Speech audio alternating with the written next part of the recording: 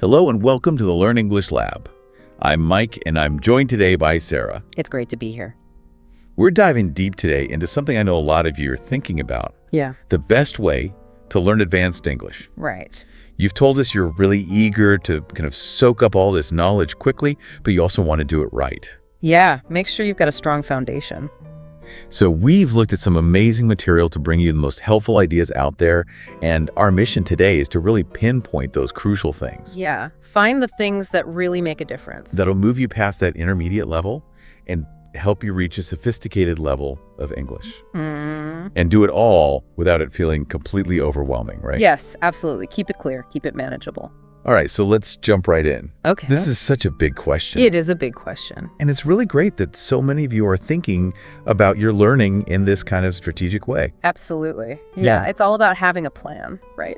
So the stuff we've been looking at, it starts by pointing out something really important. Okay. That even though getting to that advanced level has its challenges for sure, the rewards are huge. The rewards are massive. For you as the learner, Yes. this could open doors to careers all over the world. Global opportunities. Exactly, and academically, it's essential for really doing well in research, higher education. Yeah. And on a personal level, Yes. better English skills mean you can communicate so much more effectively Exactly. and build connections with more people, Absolutely. which is so important these days. It is. Yeah. It's really all about connecting with people, isn't it? It really is. Yeah. So it's more than just, memorizing tons of words. Yeah, Right. definitely. One of the things that really struck me from what we've been reviewing is that this journey starts with a bit of self-reflection. It's so important for you to figure out why you want to learn advanced English. Yes. Know your why. Yeah. What's your main focus? Is it professional development? Do you want to really excel in your academic studies? Yeah. Or do you just want to be a really clear communicator in all parts of your life? That underlying reason is what everything else is built on. Yeah, it's like the foundation of the house. Exactly. You need a strong foundation. So once you have that solid base, we looked at setting what are called SMART goals. Yes, I love SMART goals. These are goals that are specific. Yes. What exactly do you want to achieve? Right, so you know what you're aiming for. Then they're measurable. Yes. How will you actually track your progress? You need to see that you're making progress. Right? So you're getting closer to your goal than achievable. Yeah. Can you realistically do this with the time and resources you have? Exactly. Right? And relevant. Does it actually match up with why you started learning in the first place? Yes, it needs to align with your overall goals. And finally, they're time bound. Yes. When do you want to reach this goal? Yeah, exactly. When's the deadline? Having those clear boundaries in place really gives you structure and focus. It does, yeah. It helps you stay on track. So from those well-defined goals, the next natural step is to have a structured learning plan. Right. Right? It's not enough to just want to get better. You have to actually set aside time to concentrate on different parts of the language Yeah. in a systematic way. You need a system. Think of it like training for a marathon. Oh, that's a good analogy. You would just run randomly. No, you would. You'd have a plan You'd have a schedule, right? to work on your endurance, your speed, your recovery time. Yeah, exactly. So now let's talk about something that's central to advanced English vocabulary. And what we looked at really emphasized that moving past those basic words is Yeah, key. absolutely. It gives you some really effective strategies to build up a more sophisticated vocabulary. Yeah. And one of the top recommendations was immersing yourself in a wide range of reading material. Right. Now, we're not just talking about your typical English textbooks. No. Think about really engaging novels. Yes. Reputable news sources like The Economist, The Economist's a good one. Time, or The Guardian. Yeah. Things that cover complex issues.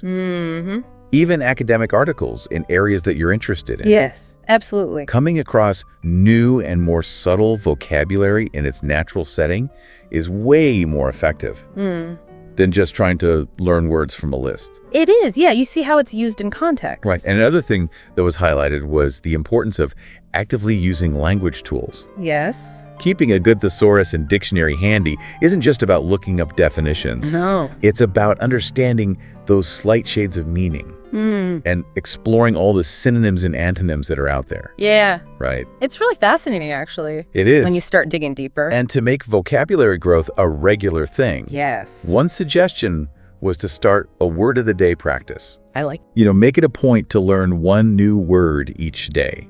Really focus on its definition, but even more importantly, how it's used correctly in sentences. Yes, seeing it in action. That's how you really make that word yours. Absolutely. Now, I'm a big fan of testing yourself, and the material we looked at also suggested using flashcards. Oh, yeah. Flashcards are great. Whether you prefer the traditional paper ones or digital tools like Anki or Quizlet.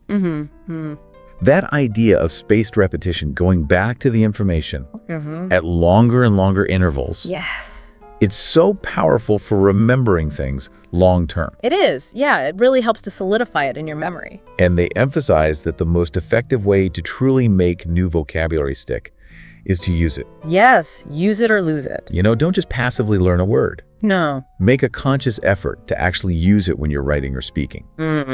That's what really cements it in your mind. Absolutely. Okay, so this is where things got really interesting for me. Okay. The material touched on understanding where words come from. Oh, yeah, etymology. Yeah, and it explained how knowing about Greek and Latin word roots can be super helpful It can. in figuring out the meanings of words you don't know. It's like having a secret decoder ring. It is. It's like unlocking a hidden code in the language. Exactly. And finally, for vocabulary, they talked about mastering collocations.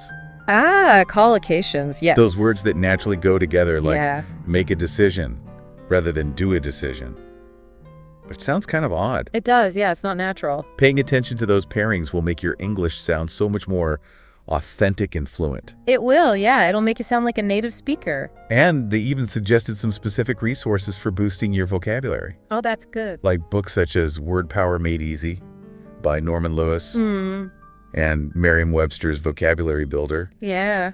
and also apps like vocabulary.com, Memrise, and Anki, which our listeners might find really helpful. Yes, those are all great resources. So moving on to reading comprehension, the material we looked at stressed the need to engage with a variety of complex English texts. And this includes exploring classic and modern literature, Yeah.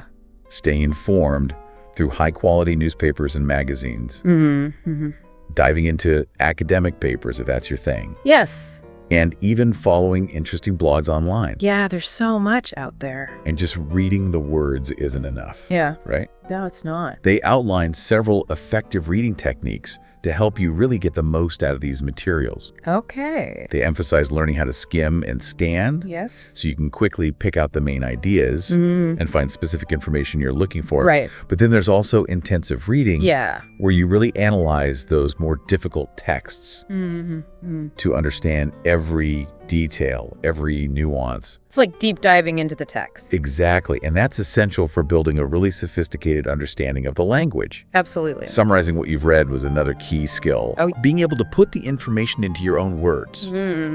Not only tests your understanding, It does. but it really helps to solidify what you've learned. Yeah, it makes you think about it in a different way. And personally, I find note-taking super helpful. Oh, me too. Writing down new vocab, interesting idioms, key concepts as you read. Yes, it keeps you engaged. It keeps your brain active.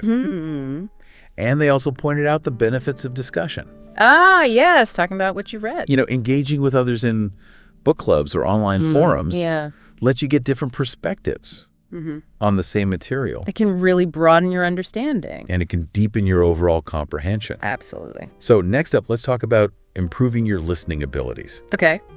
It's clear that the world of audio offers so many opportunities to learn. It does. Exploring a range of podcasts was one suggestion, Yeah. with examples like the British Council, the Daily BBC Learning English, all great options. You are. Yeah. Then there are audiobooks, Oh, I love audiobooks. a fantastic resource. Yes. Easy to find on platforms like Audible, LibriVox, and Spotify, and let's not forget TED Talks Oh, yeah. TED Talks are amazing. and YouTube channels Yes. like English Addict with Mr. Steve and Speak English with Vanessa.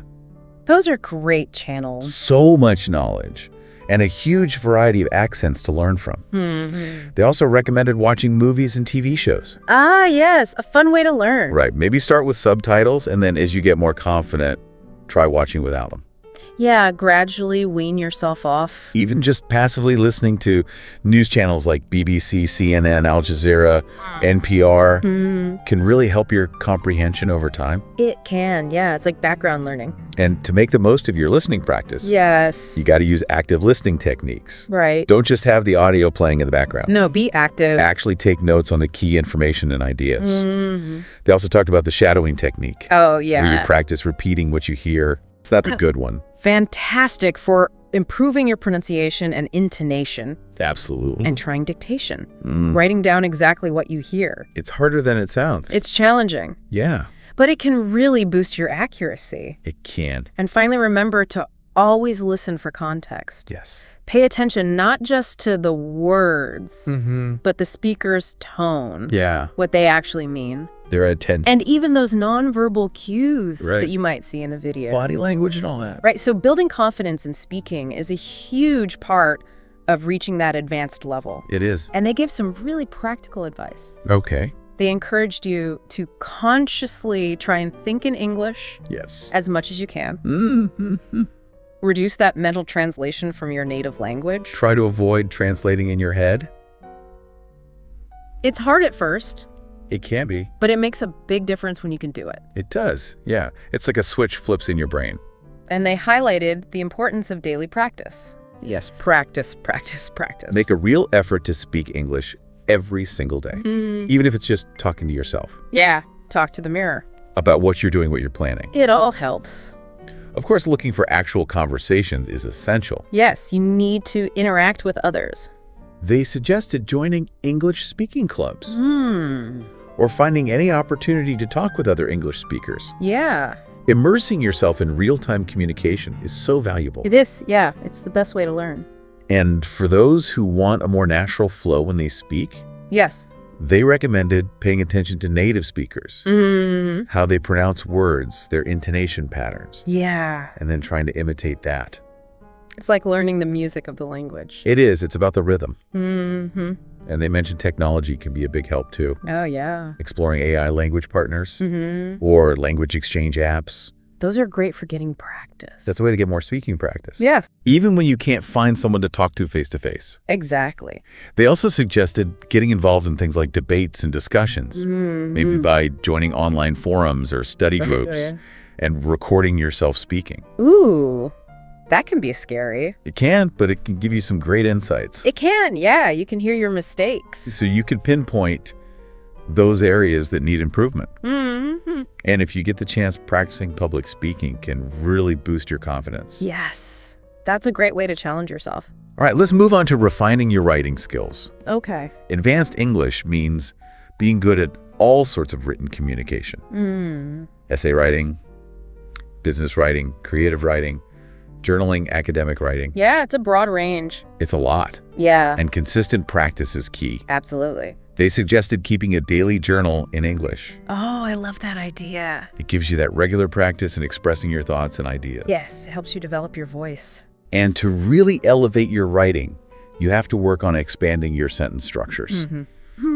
Aim to go beyond those basic sentences and use more complex and varied constructions. Yeah, add some spice to your writing. It's about adding richness and sophistication. Exactly. Now, careful editing and proofreading are super important at this level. Yes, you don't want any silly mistakes. And they emphasized always reviewing your written work to catch any errors in grammar, spelling, punctuation.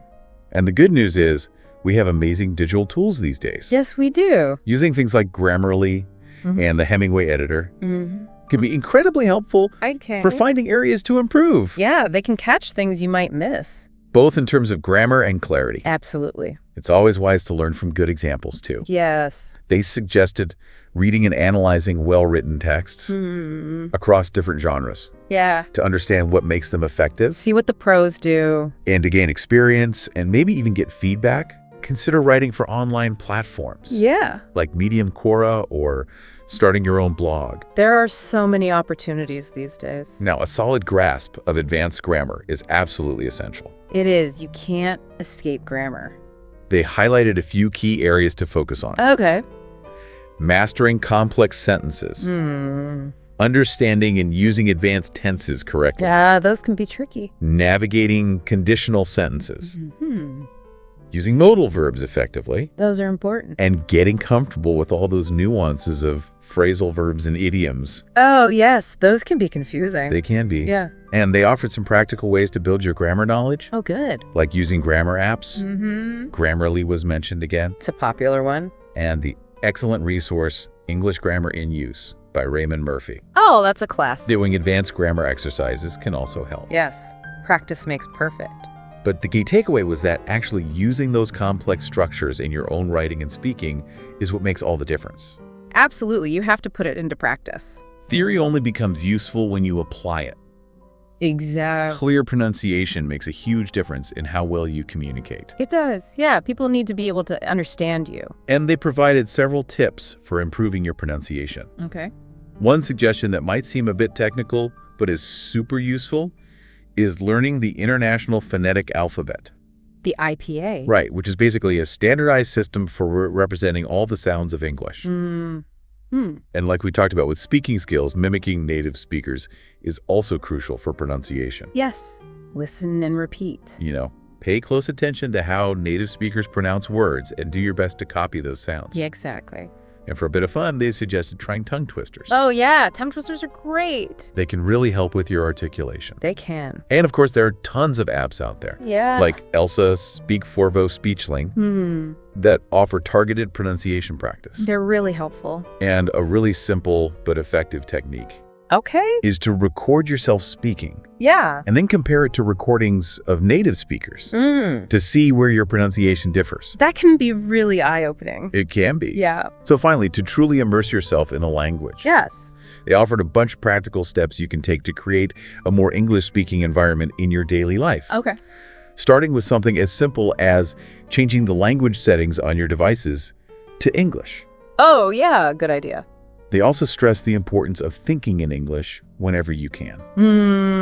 Make an effort to have those thoughts and internal conversations in English. Yes. Try not to translate from your native language. And joining English-speaking communities, both online and in person, Yeah. provides great opportunities for immersion. It does. Yeah. Meet new people. Practice your English. Actively taking part in online discussions on forums or social media groups about things you're interested in can also increase your exposure to the language. And if you can travel to English-speaking countries for a truly immersive experience, Oh, yeah. Travel is the best. and perhaps the most impactful thing you can do consistently is to watch and listen to content made by native English speakers. Absolutely. Surround yourself with the language. So this journey to advanced English, Yeah. it's a long-term thing. It is. It takes time. And they shared some essential advice on staying motivated and on track, Okay. emphasizing the importance of setting both short-term and long-term goals. Gives you a sense of direction and accomplishment along the way. Yeah. You need to see that you're making progress. Regularly checking your progress. Yes. Maybe keep a language learning journal. Or use those progress tracking features in apps. Those can be helpful. Can help you see how far you've come. Yeah. And stay motivated. Those motivation levels high. Absolutely. And don't forget to reward yourself when you reach those milestones. Yes. Celebrate your successes. You know, acknowledge your achievements to reinforce those positive learning habits. They also talk about making learning enjoyable. Yes. Learning should be fun. You got to incorporate fun elements. Yeah. Even try gamifying your study routine Exactly. Make it a game. to keep things engaging. And if you think it'll help, Yeah. find a study partner. Oh, that's a good idea. Working with someone else can provide support and accountability. It can. Yeah. You can keep each other motivated. So as you can hear, Yes. mastering advanced English isn't about finding one magic secret. No, it's not. It's about using a combination of different learning methods, staying consistent in your efforts, Yeah. and actively engaging with the language in all its forms. Absolutely. Remember those key takeaways. Okay. Be patient with yourself. Yes. See mistakes not as failures, but as chances to learn. Exactly. And always stay curious. Yeah. Keep looking for new resources and approaches. Absolutely never stop learning. We really hope this deep dive has given you, our listener, a clearer path forward and some truly interesting and helpful insights. Now go out there and keep up your amazing work towards becoming an advanced English speaker. Yes, you can do it. And if you found this deep dive helpful, be sure to like, share, and subscribe to this YouTube channel for more language learning insights. We'll see you in the next episode. Bye! Expert.